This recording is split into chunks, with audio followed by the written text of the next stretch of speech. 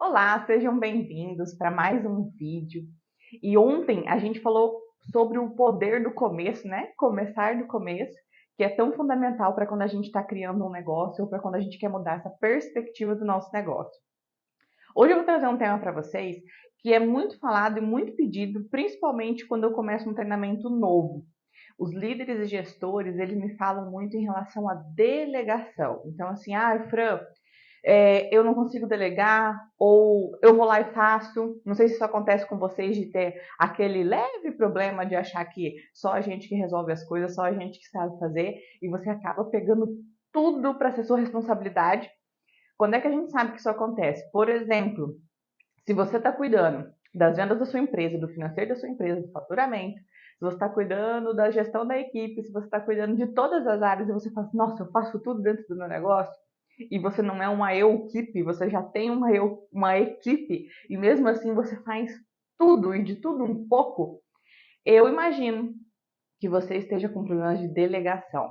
E sim, quando a gente tem problemas de delegação, a gente começa a ver algumas coisas que são bem nítidas acontecendo dentro do negócio.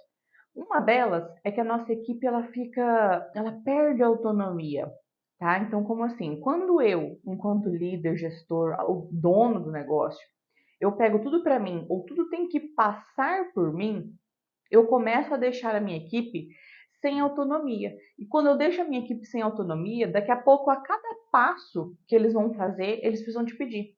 Então é como se eles viessem toda hora. Fran, posso fazer isso? Fran, posso fazer aquilo? Fran, tô pensando nisso. Fran, tô pensando naquilo. Ou, ainda pior, eles perdem a capacidade de resolver problemas. Até mesmo problemas pequenos. Então, às vezes, um cliente vem e faz uma reclamação que para você é uma coisa tão óbvia de resolver, a sua equipe não consegue resolver isso de forma autônoma. E isso acontece por nossa responsabilidade, enquanto gestores, enquanto líderes. Porque provavelmente, se eu não tenho uma equipe autônoma, se eu não tenho uma equipe que tenha habilidade em resolver problemas, mesmo que sejam problemas simples, provavelmente é porque eu tirei essa autonomia. E aí, quando a gente percebe que, beleza, minha equipe não é autônoma, preciso fazer alguma coisa para mudar. Aí a gente começa a pensar, a primeira coisa que vem na cabeça é, beleza, preciso delegar. Eu estou, por exemplo, você começa a sentir atolado de coisas, você começa a se sentir sobrecarregado, e aí você pensa, agora eu preciso delegar. E aí, geralmente, a gente comete alguns erros principais nesse primeiro momento, quando a gente pensa em delegar. Um erro muito comum de acontecer é você delegar aquilo que você não gosta de fazer ou que de alguma forma você não sabe fazer. Vou te dar um exemplo. Às vezes a gente não gosta muito de lidar com aquela parte chata do financeiro, que é lançar nota, que é fazer aquela análise. E realmente, se você é dono ou gestor, você não tem realmente que estar lançando nota. Mas a gente precisa saber como que funciona esse processo, a gente tem que ter isso bem organizado, a gente tem que estar com todo o processinho interno bem consolidado antes de delegar. E aí, o que acontece? A gente simplesmente fala, beleza, isso aqui eu não gosto, eu não sei o que eu vou passar. E pega para alguém e fala, fulano, vem aqui, você vai, a partir de hoje, você vai começar a fazer isso. E aí, o que vai acontecer? Que é fato, a gente até sabe, mas quando acontece a gente fica bravo. A pessoa vai errar. Ela vai errar, e aí você, não, isso aqui não pode acontecer, e não é assim, e eu te expliquei, e eu te ensinei, e esse traz outro erro muito comum dos gestores na hora da delegação, é achar que as pessoas vão fazer as coisas como você, tá? E isso não vai acontecer. Primeiro, porque você tem uma experiência muito maior, você criou esse negócio, você começou esse negócio, você está há anos fazendo isso. E você quer que uma pessoa que começou agora saiba fazer como você, com o mesmo resultado que você e no mesmo tempo que você. E não é assim. Então, alguns pontos são importantes da gente entender antes de ir para uma delegação, tá? Primeiro ponto, vou anotar aqui para ficar até mais fácil para vocês poderem tomarem nota também. Primeiro ponto,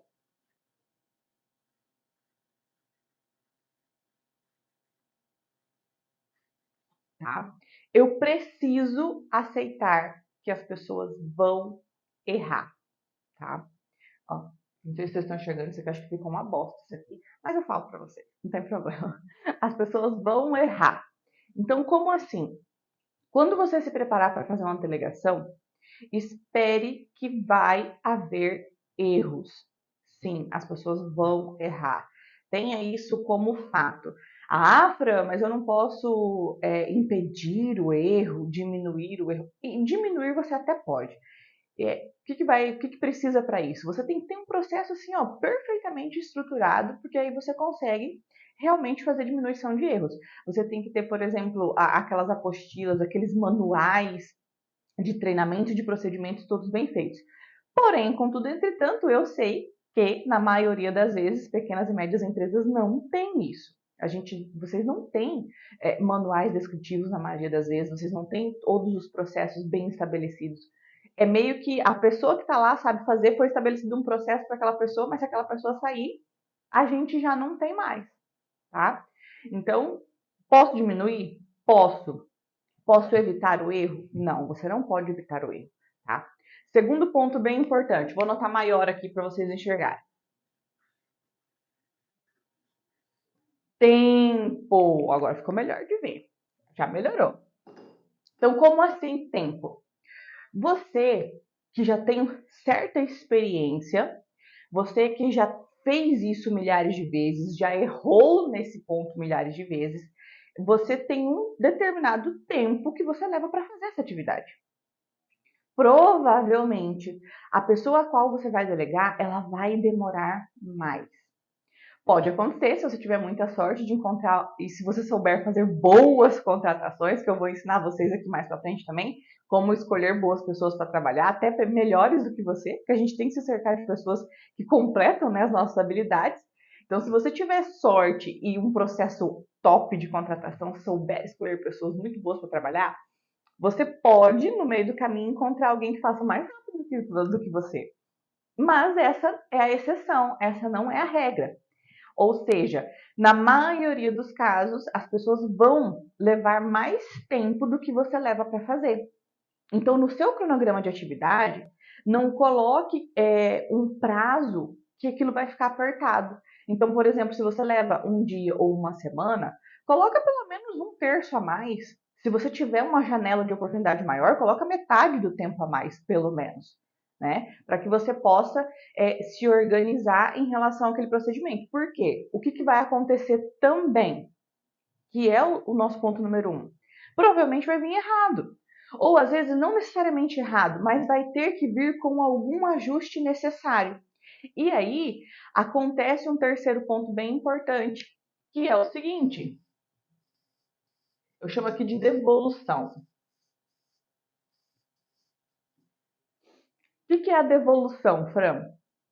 Quando a pessoa te traz algo, provavelmente vai ter que ter algum ajuste. Ou às vezes vai ter algum erro que precisa ser consertado. O que você não pode fazer? Você não pode falar, não, dá aqui que eu vou arrumar, dá aqui que eu vou resolver, na próxima você faz. Não, não, não. O que você deveria fazer, deve fazer? Você mostra o erro, né? Valida primeiro tudo que a pessoa fez bem, logicamente. E aí você vai dizer, olha, a gente tem alguns pontos ou algum ponto de ajuste. Isso aqui precisa ser ajustado assim, assim, assim, pede para que a pessoa tome nota. Observe, se você já tem essa disponibilidade, já pede para ajustar na sua frente, junto com você. Se não, você faz a devolutiva, fala, leva e me traz de volta. Para que você possa fazer com que essa pessoa aprenda realmente a executar. Porque aqui é o momento que a gente corre o risco de deixar as pessoas aleijadas. Como assim? Em vez de eu ensinar, de eu deixar o cara fazer, é a mesma coisa de eu arrancar um pedaço da perna dele fora e falar assim, não, vem, daqui que eu termino, daqui que eu arrumo. E aí você sempre vai ter algo entregue pela metade.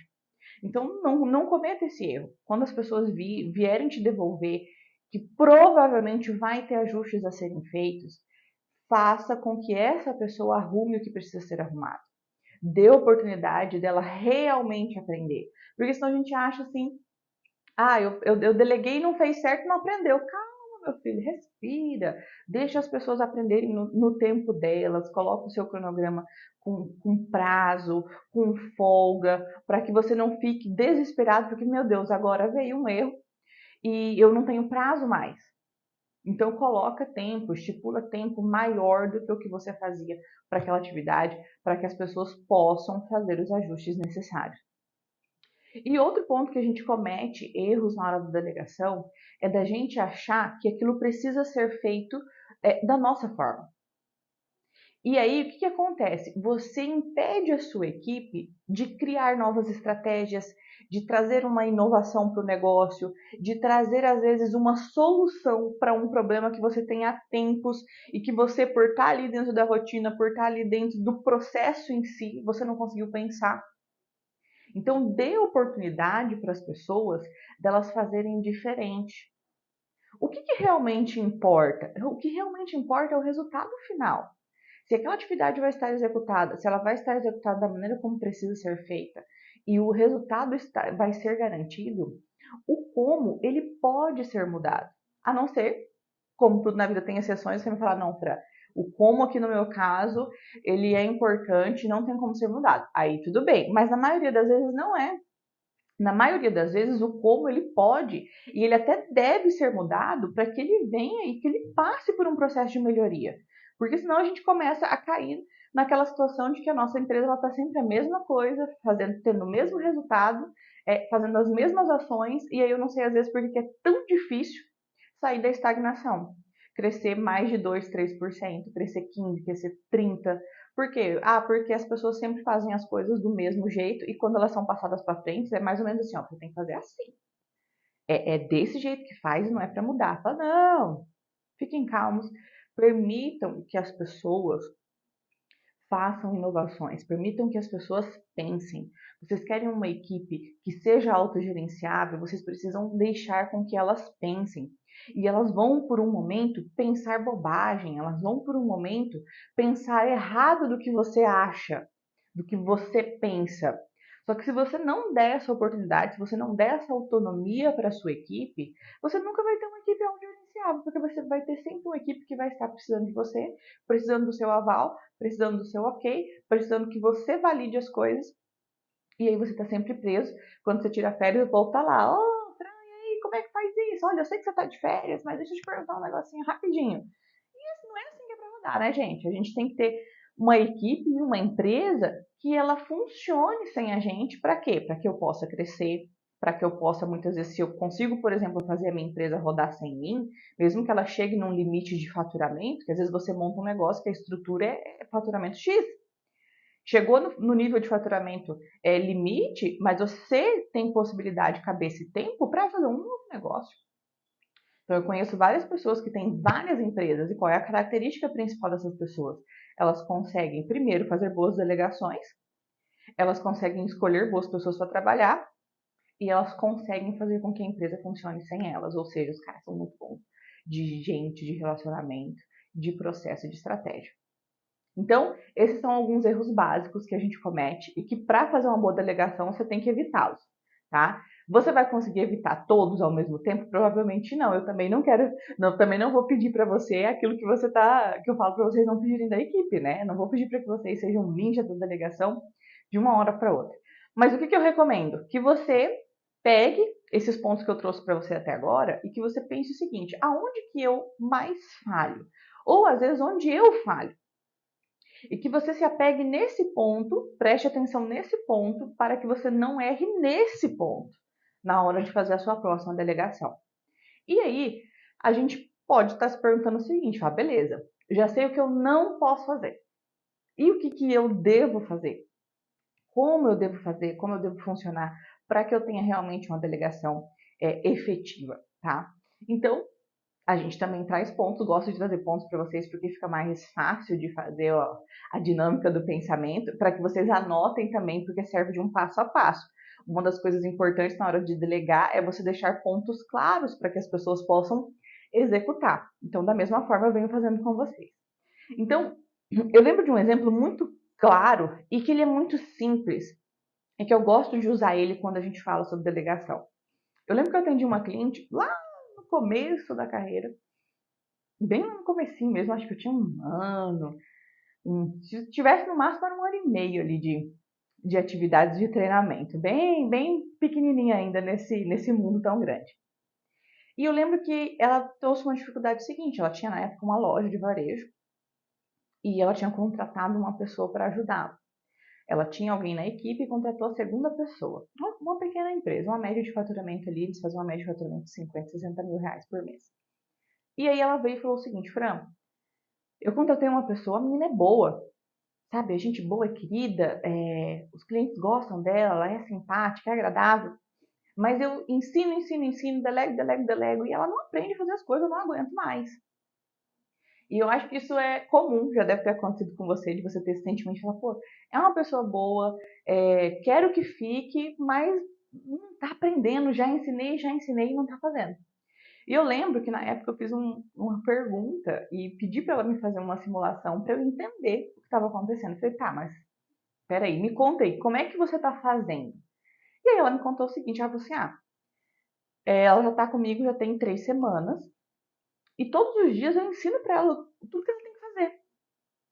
Então, eu ensino como é que ela tem que arrumar a organização das prateleiras, eu ensino como é que ela tem que fazer para lançar as notas, eu ensino como é que ela tem que fazer para poder fazer o atendimento do cliente, para poder fazer o pós-venda e tal. Eu falei, tá, mas como que você faz isso? Ela falou assim, desse jeito que eu tô te falando. Eu falei, tá, mas todo dia você passa tudo isso pra ela? Ela falou, sim, é tudo que ela tem que fazer. Eu falei, então tá aí a cagada, né, gente? Como assim? Repito, tá? Vocês provavelmente criaram um negócio, fizeram ele do zero e apanharam. A gente apanha muito, né? Eu já comecei um negócio do zero, tô começando de novo, como eu contei pra vocês, agora no digital. A gente apanha pra caramba. E aí a gente não quer que as outras pessoas apanhem também. Então vai com calma, não vai passar tudo de uma vez. Então, assim, o primeiro ponto para você fazer uma boa delegação, anota aí. O que e para quem, tá? Então, por exemplo, seja o mais específico possível que você conseguir. Então você vai pensar, o que eu vou delegar? Então, vamos pensar lá nessa cliente que eu falei para vocês. Eu vou delegar a organização das prateleiras, porque no negócio deles essa era uma coisa muito importante. Porque se as prateleiras estivessem desorganizadas, se aquilo não estivesse bem posto, bem exibido, aquilo diminui o percentual de compra, impacta até no ticket médio das vendas, se eu não tiver uma vitrine bem bonita, se eu não tiver uma prateleira organizada que leve, que motive as pessoas à compra. Então, você colocou lá, vou ensinar a organização das prateleiras para a Jaqueline, por exemplo. Então você já tem o que e para quem. Veja bem, o que é uma coisa. Ou seja, você não vai colocar lá, por exemplo, eu vou ensinar a Jaqueline a administrar a loja. Isso não é delegar. Vai com calma, é uma coisa de cada vez. Eu brinco, eu falo assim, tatua assim no braço isso, assim, uma coisa de cada vez, uma coisa de cada vez. Tanto para você fazer as coisas, porque eu tenho quase certeza que toda vez que você começa a fazer um monte de coisa, você não termina a maior parte delas, você tem aquela sensação de incompetência, ou aquela sensação de, meu Deus, eu fiz tanta coisa e no fim não fiz nada, não terminei nada. E a gente muitas vezes passa esse hábito ruim para nossa equipe, pelo exemplo ou pelo ensinamento. Às vezes eu ensino a minha equipe a começar 300 coisas e não terminar nenhuma. Então, quando você for delegar, primeiro ponto, o que? Seja específico e coloque apenas uma função, uma atividade. Então, vou ensinar a delegar as prateleiras, a delegar, ensinar a arrumar as prateleiras, organizar as prateleiras. Então, essa vai ser a função. Então, você já tem o que e para quem. Depois que você tem o que e para quem, você vai colocar qual é o resultado que você espera disso. Por que que você ter o resultado é importante? Primeiro, para que você tenha saco. Porque delegar não é fácil, a gente tem que ter paciência.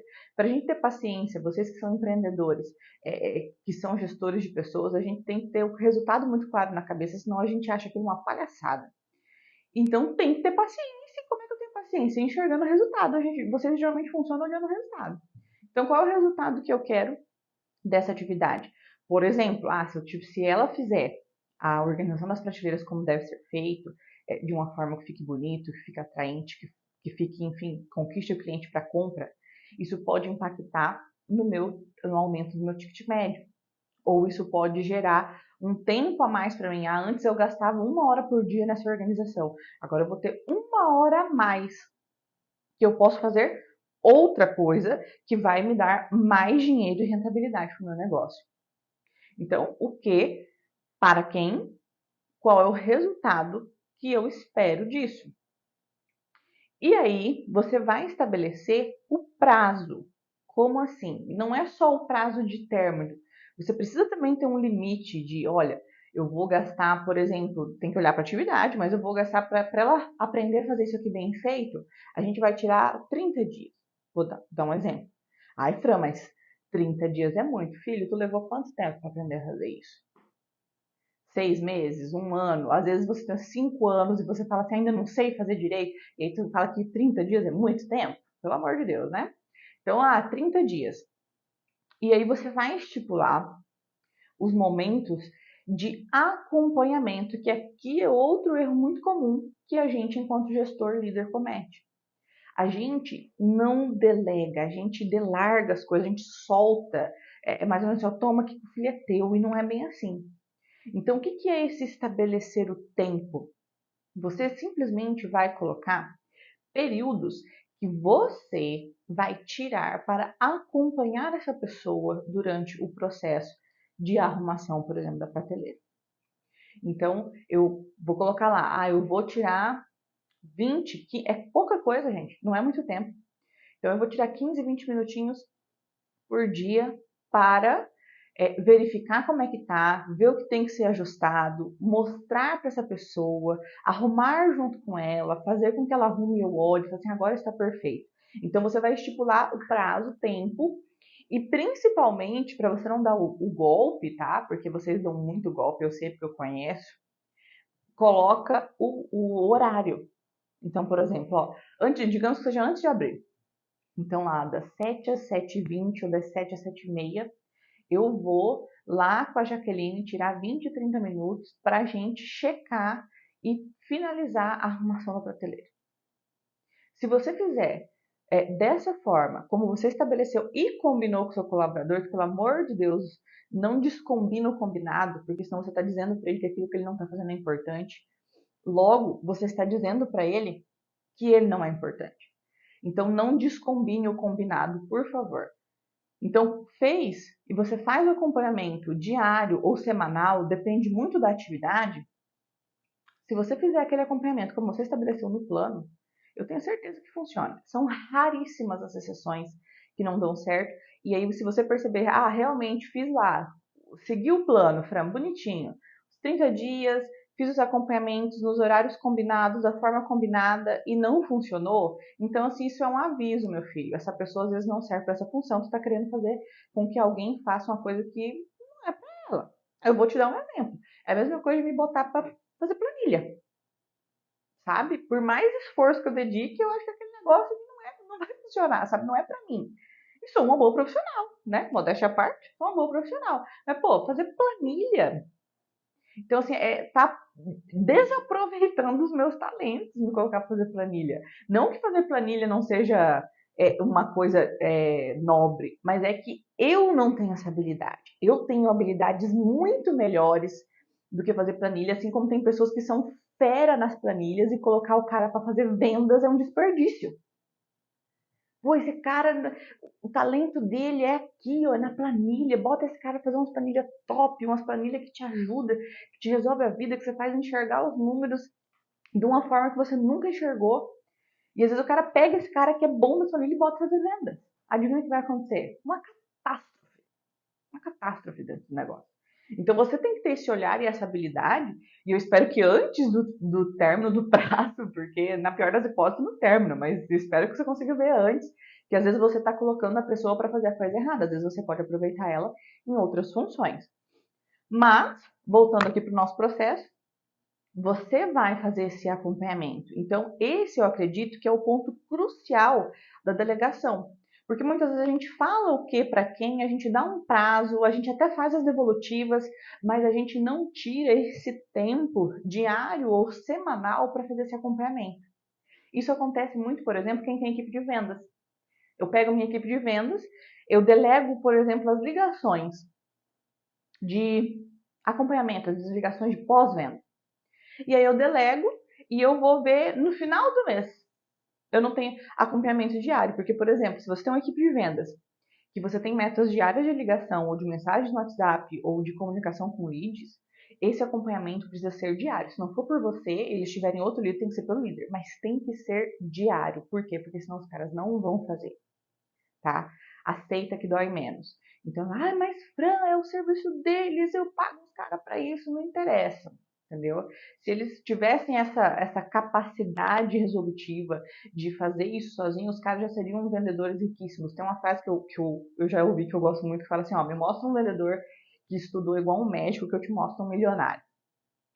E aí a gente, né, você pensa, faz sentido, né? Então por isso que a gente vê muitos vendedores que precisam de acompanhamento e de checagem diária para atingir os números, tá? Então esse é um exemplo de delegação. Outro exemplo de delegação, quando você delega alguém para fazer um relatório, vamos lá, falando das planilhas, vamos tocar nas planilhas. Você delegou o seu financeiro, por exemplo, ou lançamento de notas, entradas e saídas, ou de, enfim, de vendas e custos. Faça. Isso é uma coisa, essa é uma coisa que eu acredito que tem que ser diário também. Então você tira ali 20, 30 minutinhos no máximo. Entenda que o seu papel enquanto gestor, enquanto líder, dono de uma empresa, é fazer os acompanhamentos, é fazer com que as pessoas façam. Você tem que ser bom em fazer com que as pessoas façam. Porque se elas fizessem por conta própria, elas não estariam trabalhando para alguém. Então elas não têm a habilidade que você tem de se virar. E que mesmo assim a gente ainda deixa uns passos para trás, né? Tem hora que tem que vir alguém falar, é aquele negócio lá, né? Então você tem que ser bom em fazer com que as pessoas façam. E saber delegar é um dos primeiros passos. Então faça boas delegações, mas pelo amor de Deus, meu filho, acompanha. Se você não acompanhar, vai dar errado e você vai achar que a culpa é dos outros e não é. A culpa é sua. A culpa é sua porque você não fez aquilo que você deveria ter feito e aí você quer que os outros sejam autônomos, você quer que eles façam as obrigações deles e você não faz a sua. Aí fica difícil, né? Então, o que, para quem, qual o resultado que eu quero e qual é o prazo de acompanhamento de início e término. Tem coisas que são praticamente infinitas, por exemplo, acompanhamento de vendas, acompanhamento de financeiro é um troço que é infinito. Então você tem que fazer acompanhamento constante. O que vai mudar? Vai mudar que no começo você vai ter que fazer diário. Às vezes, com o nível de maturidade que a sua equipe for adquirindo, você pode se dar ao luxo de fazer isso semanal. Mas no início, é diário, é 20, 30 minutinhos diário. Se você conseguiu fazer os acompanhamentos diários no prazo que tinha que ser feito, no combinado que foi feito, e a pessoa está conseguindo desempenhar aquele papel da maneira como ele precisa, dando o resultado que ele precisa, que não é a forma, é o resultado, aí você pode olhar e falar, beleza, então agora eu posso me dar o luxo de acompanhar essa atividade específica uma vez por semana. Mas se você ainda encontra falhas, se você ainda encontra ajustes, não se dê esse luxo. Por quê? Porque vai dar problema no final. Se a sua equipe não criou a maturidade suficiente, se você ainda encontra erros e você passa a delegar o acompanhamento de diário para semanal, daqui a pouco você vai ter um buraco gigantesco que às vezes você não vai perceber na hora. Então, essas coisas mais minuciosas, como vendas e financeiro, são coisas que assim, você precisa ter certeza de que o acompanhamento pode ser semanal. E vendas, dependendo da situação, como eu falei, é ad infinito e é diário. Às vezes pode ser que não seja você que vai ter que fazer o resto da sua vida, mas você vai ter que daqui a pouco, se sua empresa cresceu, você vai ter que ter um gestor, um líder de vendas que ele vai acompanhar os vendedores de forma diária e daqui a pouco você acompanha ele no início diário, depois semanal. E assim por diante você vai crescendo. Vendas, por exemplo, é uma coisa que você nunca vai acompanhar mensal, pelo amor de Deus. Por quê, Fran? Porque vendas, se você acompanha no final do mês, você só tem duas coisas para fazer. Ou você ri, comemora porque bateu a meta, ultrapassou a meta, ou você chora desesperadamente e não tem mais o que fazer, porque já foi, né, meu filho? O mês já acabou, agora é só o próximo, você que lute para pagar as contas. Então, a vendas é uma coisa que você vai ad eterno acompanhar e ela precisa ser feita de maneira diária, no máximo semanal para uma equipe muito top, muito madura, muito autônoma semanalmente. Se não, é diariamente, não vamos cometer esse erro bruto aí, porque depois a gente vai se arrepender. E aí acontece, igual eu escuto muito, e vocês devem escutar também de alguns donos de negócio que falam assim, esse mês foi bom. Ou, cara, nossa, esse mês foi péssimo. Fala, filho, não é que o mês foi bom ou o mês foi péssimo. Você não acompanhou seus números, checou o faturamento no final do mês, e aí não tem o que fazer, né? Aí só tem como culpar o mundo, né? Foi bom o mercado. Filho, o mercado funciona conforme o seu esforço. Se o mês está indo ruim, e você checou isso na primeira semana, você consegue ter prazo e ferramentas para fazer com que aquilo se resolva. Então, a gente não bateu a meta de faturamento semanal, vamos mudar a estratégia, o que é que tem que fazer? Vamos aumentar o número de ligação, vamos aumentar o marketing na internet, vamos falar mais com a nossa base de clientes, vamos fazer uma promoção, vamos criar um produto diferente. Mas se você deixa para fazer isso no final do mês, aí não tem o que fazer. Então, enfim, tenha muito claro o que, para quem, que resultado você espera e, principalmente, quais são os períodos de acompanhamento. Essa é a sua parte, é a parte mais importante e é a parte que não pode deixar de ser feita.